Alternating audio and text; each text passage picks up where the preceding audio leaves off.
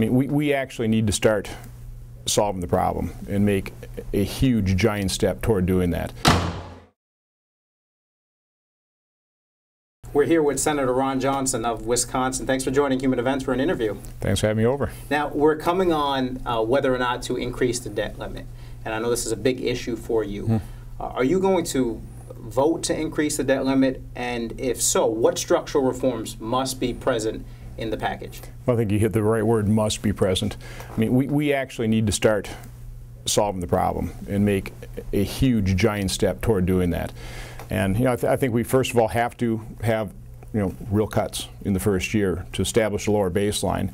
We have to pass a law, a statute, that establishes caps over a glide path that puts us on that path toward a balanced budget in the future. And again, you've got to take some time. We've dug ourselves a deep hole over many years, so it's going to take a little while.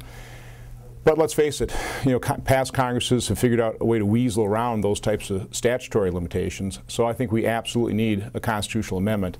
My preference really is a simple one that limits the size of government to a certain percentage of our economy that would be identical to the statute that we pass.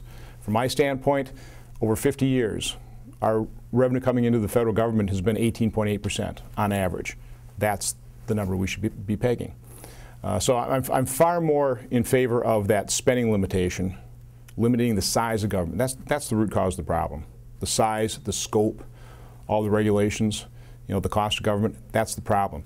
But whether you for sure have a balance every year is less important as opposed to limiting the size of government. So if these reforms aren't implemented with the final package, you can count on you for a no vote? Oh, absolutely. Okay.